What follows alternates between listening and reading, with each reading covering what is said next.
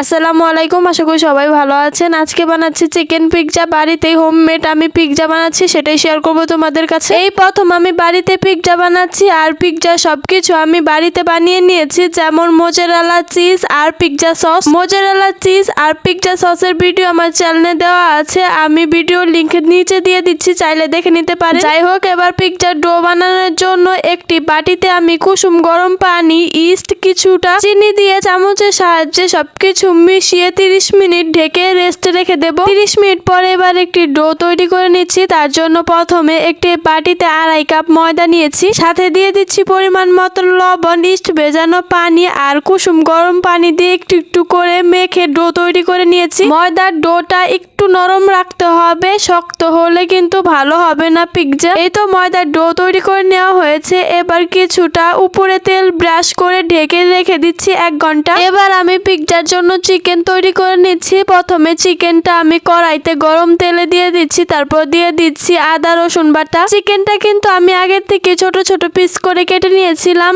এবার আরো দিয়ে দিচ্ছি সয়া সস, সামান্য একটু ধনিয়া গুঁড়ো, হলুদ গুঁড়ো, মরিচ গুঁড়ো আর লবণ দিয়ে নেড়ে চেড়ে কিছুটা পানি দিয়ে সিদ্ধ করে ভাজা ভাজা করে নামিয়ে নিচ্ছি। এই তো সবকিছু হাতের কাছে গুছিয়ে নিয়েছি। এবার ময়দার ডোটা অনেকক্ষণ যাবত মথে নিয়েছি। ইস্ট দেওয়ার কারণে ময়দার ডোটা অনেকটাই ফুলে উঠেছিল। তারপর আমি হাত দিয়ে ভালোভাবে ডোগুলো মথে নিয়েছি। ডো মথার ক্লিপটা নিতে ভুলে গিয়েছি। আর ময়দার ডোটা ভালোভাবে মথে আমি 2টা লিচি কেটে নিয়েছি। আমি এখানে 2টা পিৎজা বানাবো, তাই ময়দার ডো আমি 2 ভাগ করে নিয়েছি। যে প্লেটে আমি পিৎজা বানাবো সেই প্লেটে আমি কিছুটা তেল ব্রাশ করে নিয়েছি, তার উপর শুকনো ময়দা দিয়ে দিয়েছি। এবার ময়দার ডোটি নিয়ে গোল করে পিৎজার শেপ তৈরি করে নেওয়ার চেষ্টা করেছি। আর সাইড দিয়ে আমি একটু বর্ডারের মতো তৈরি করে নিয়েছি। কিভাবে কাজটা করেছি অবশ্যই দেখেই বুঝতে পেরেছে। কাঁটা চামচ দিয়ে হালকা করে ছিদ্র করে নিচ্ছি। তারপর পুরো পিৎজার মধ্যে আমি পিৎজা সস লাগিয়ে দিয়েছি। এবার গ্রেট করে মোজারেলা চিজ দিয়ে দিচ্ছি। তারপর আমি পিৎজাটা সাজিয়ে নিব।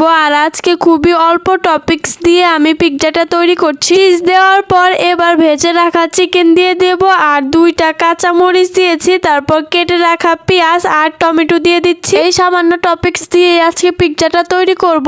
আর এবার বেশি করে গ্রেট করে দিয়ে দিচ্ছি মোজারেলা চিজ। হুট করে সিদ্ধান্ত নেই আজকে পিৎজা বানাবো, তাই বাজারে যাওয়া হয়নি। বাড়িতে কয়েকটি উপকরণ দিয়ে আমি তৈরি করেছি। আজকের পিৎজাটা যদি ভালোভাবে বানাতে পারি তাহলে এরপর ভালোভাবে রেস্তোরাঁর মতো পিৎজা বানাবো। তাই বাড়িতে থাকা উপকরণ দিয়ে আমি সবকিছু তৈরি করে নিয়েছি। যাই হোক, পিৎজাটা সাজানো শেষ। এবার আমি বেশি করে চিজ গ্রেট করে দেব। এই তো আমার হাতে যে চিজটা দেখতে পাচ্ছেন, এটাও কিন্তু আমি বাড়িতে তৈরি করেছি, তার ভিডিও কিন্তু আমার চ্যানেলে দেওয়া আছে। যাই হোক, চিজ দেওয়ার পর উপর দিয়ে চিলি ফ্লেক্স আর অরিগানো দিয়ে দিয়েছি। এই তো আমাদের পিৎজাটা একদম সাজানো শেষ। আগের থেকে আমি কড়াইতে বালু গরম করে নিয়েছি। আর বালুটা গরম হয়ে যাওয়ার পর আমি প্লেটটা দিয়ে ঢেকে দিচ্ছি। 30 মিনিট আস্তে আস্তে জাল দিয়ে আমি পিৎজাটা তৈরি করে নিয়েছি। এই তো পিৎজাটা কিন্তু রেডি। এবার আমি নামিয়ে নিচ্ছি। পিৎজাটা নামানোর আগে কিন্তু আমি কাঠি দিয়ে দেখে নিয়েছি পিৎজাটার ভেতরেও কিন্তু ভালোভাবে হয়ে গিয়েছে। পিৎজা বসানোর প্লেটে আমি কিছুটা তেল